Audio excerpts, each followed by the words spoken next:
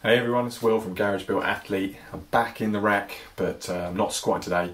I'm going to be telling you a bit about the European Championships. It's a competition that Matt and I recently entered, and I wanted to share with you a few things that I think might be useful if you're thinking about competing in CrossFit, especially in these sort of online qualifiers and open workouts. Why did I enter? Well, a big reason was it was free. So thanks a lot to the European Championships for putting on a free competition that everyone can enter. There was two categories. So there was a limited equipment category and there was a no equipment category. So it made it really easy for people to get involved in. And what happens is, across the course of 3 weeks, you're given one workout per week with a set of rules that you need to hit in those workouts to make sure that all your reps count, all your time's going to count, and you basically compete against people all over the world. Now, in this competition, in my category, the limited equipment category, you needed a 22.5 kilo dumbbell and a skipping rope. Now, luckily, I had those things, so that was awesome. Now, what I've been trying to do is move from scaled competitions and scaled workouts or novice workouts to RX category. So it means heavier weights, more complicated movements, more skill work.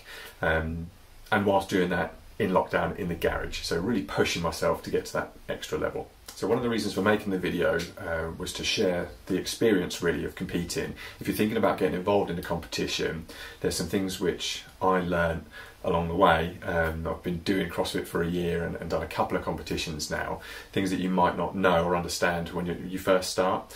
So far be it from me, being the expert, but there's definitely some hints and tips I wanted to share that could help you out if you're thinking of getting involved. Now, there tends to be a couple of different camps when it comes to the amount of attempts that people do for a workout. So you'll get those people and they'll say it was a one and done. So they'll do it one time and that'll be it. Now, I'm not one of those people. So I like to do the first workout just to get a feel for it and one attempt in. And you have to record these workouts so that they can be judged and when your score is submitted, if you make it into the top, say 10. And all part of the learning is you need to make sure that you read the rules.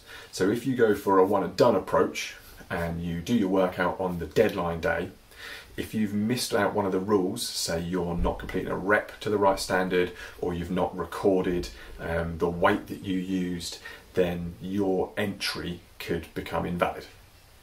So what I like to do is split up my attempts and do at least two. The first one is really just to get a handle on, okay, how do I feel in the workout? Now, when I go into a workout, I get quite a bit nervous. I'm not quite sure how I'm going to feel. I always want to quit in my head when I'm in the middle of it, and being able to get an understanding of how my body's going to react to the stimulus and to the workout, where I'm going to feel that pressure, where I'm going to need to push, where I can make up that time, where I need to pace differently. That's really important for me to understand how I can improve in the next one. The reason that I like to do multiple attempts at a workout, whether it be 2 or 10, is the positioning and the transition between pieces of equipment. So even just having your skipping rope laid out next to your dumbbell, next to your ab mat, in the right place that you can move as quickly as possible from one to the other, or give yourself enough breathing time that you recover in that transition, ready to attack the next movement.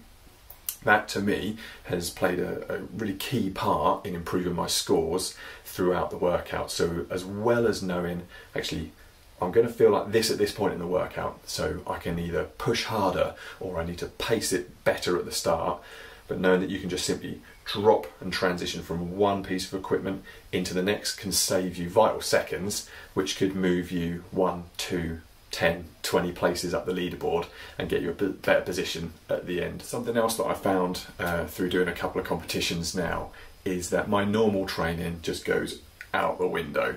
So competing for me isn't about progressing my, squat max or my bench press. It's just about getting the fastest or best score in that workout for that week, and I pretty much can write off most of my other training around that, depending on the amount of attempts I want to take. If I can nail it within a couple of days, brilliant, I can still carry on training around that.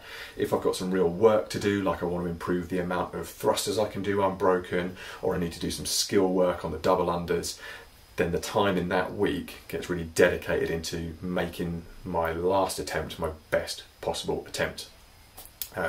That is just me though. There are other people out there who can do, CrossFit competitions. They can do another 2 workouts a day, marathon rows, Murphs every day. They exist.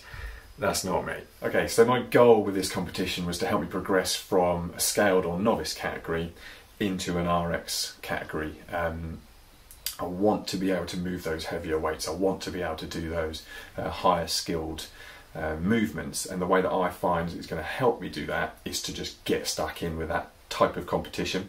So let me talk you through the first workout and what happened with it for me. So the first workout was a 20-minute time cap. We were doing 5 rounds of 200-meter runs, 30 dumbbell snatch, 20 dumbbell squat, and the score was for time.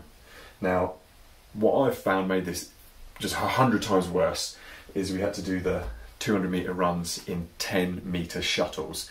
So that is a lot of turn, turn, turn, turn. You can't really get going with the run and start eating through those meters.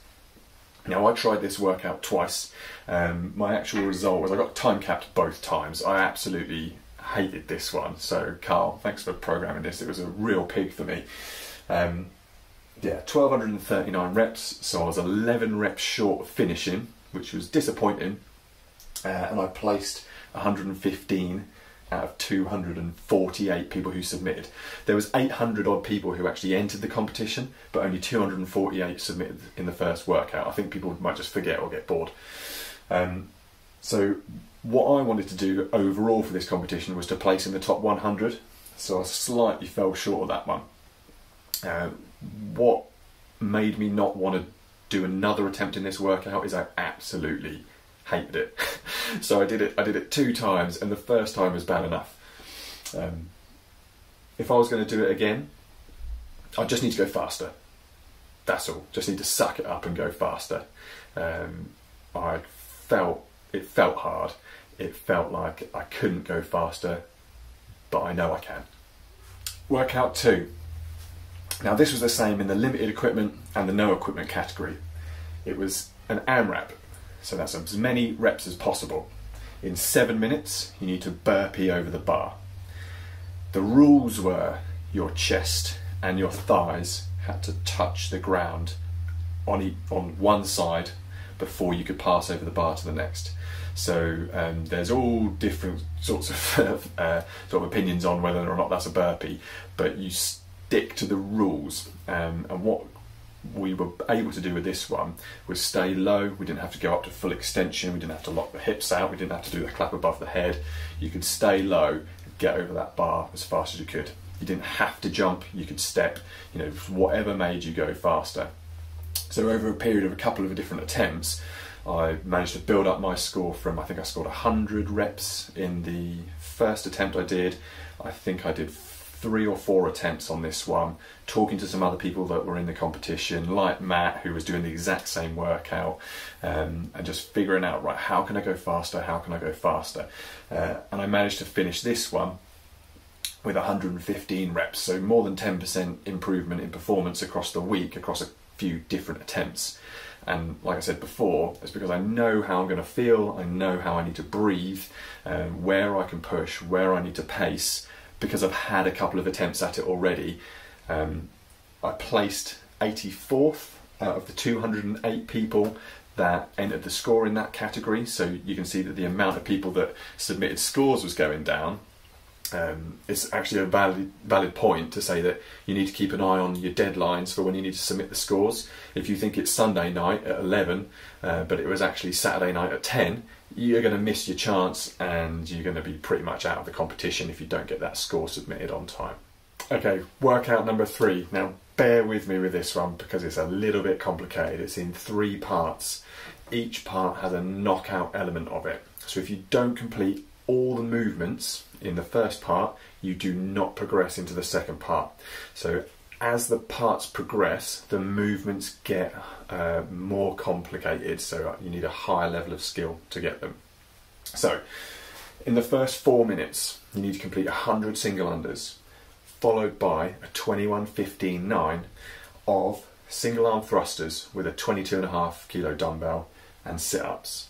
Part B, you've got then another 4 minutes, if you make it through, to do 100 double unders, and then a 21-15-9 in dumbbell, so holding one dumbbell, alternating lunges, and strict handstand push-ups. If you make it through that, part C, you've got 8 to 10 minutes to do as many handstand push-ups as you can. This workout just absolutely destroyed me. I did everything I could to get out of this 4 minutes. I think I attempted it 10 times. The first few attempts, I was maybe getting into the set of 15 on the thrusters and the sit-ups. So I just wasn't moving fast enough. I felt like I was going full clip, like I couldn't have been going any faster. Again, setting up the equipment, understanding how I can get from point A to point B, where I need to breathe, where I just need to keep going and keep going and keep going, was really important in pushing myself. I started out this workout being able to do the thrusters, whether that be physically or mentally, in sets of 5. By the time I finished, I was doing the thrusters in sets of 11 and 12, trying not to break, just to gain those extra seconds. Even little things like when you finished one side on your thrusters, don't put the dumbbell on the floor, just pass it and go. I was talking to a few different people who've done competitions from my box, and they were looking at the video going, okay, yeah, try not to slow down at this point, or you need to just throw your arms over on those sit-ups, or break less on the thrusters, do a little bit more to go faster on the single unders. It is all about going faster, and I just had to push myself time and time again. It got to the point where on Saturday I'd done an attempt and I was 2 seconds away from hitting that 4 minute marker, and I just really couldn't face it anymore. The deadline was the Sunday, and I just decided, you know what, for 2 seconds I'm going to have to do it again. And I managed to get through the 4 minutes. That's all I wanted to do, was get into the next part and not be in the group of people that couldn't get out of that first 4 minutes. So I managed to get through it in 3 minutes 58. So I had another 4 minutes to do as many double unders, which I'm not good at, by the way, and try and get into that 21-15-9. I actually managed to do, I think it was 60 double unders, something like that, or 59 double unders. It wasn't great, it wasn't good. I had to breathe and get my breath back for about a minute and a half before I could even string 2 double unders together. But I was just really pleased that I got out of that part A. But it was a tough one, definitely a tough one. That, for me, was the one which helped me push from that scaled or novice mindset more towards just like stepping towards that RX mindset and being able to compete at a higher level. Now this one, 137 people submitted scores for this one, and I placed 85th. So if you remember, I was wanting to get in the top 100. That was my benchmark for the competition. So there you have it, 3 weeks workouts, so many redos, so many lessons learned.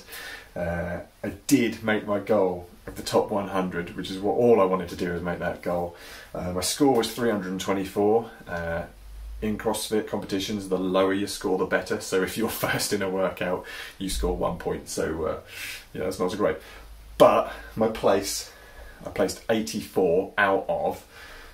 Now, you can kind of tweak the numbers to how you want to sound and if you want it to sound good or not, but 862 people did enter this competition, okay? They didn't all actually do any workouts, but 84th out of the total number of entries, which was 862. I'll take that. It's my first RX competition. I'm going to do more. There's another one coming out. If you want to check out the European Championships site, you can find them on, all their competitions are on Competition Corner. You can go and check out their Instagram or their Facebook, but they put together a really nice competition. There's another one starting on Monday. Will I do it? Probably. Do I enjoy it? Yeah. Afterwards I do. Just like any CrossFit workout, when I'm in the middle of it I'm thinking, what the hell am I doing? But yeah, they're really good. A lot of fun to get involved in. So if you're thinking about starting competition, I hope you enjoyed this video. If you can give us a like and subscribe, that would be awesome. Drop us a comment, let us know what you think. You can find Garage Built Athlete on Instagram and Facebook, and check out the website www.garagebuiltathlete.com for all your merch needs. Thanks for tuning in again, everyone, and it's time. Let's go.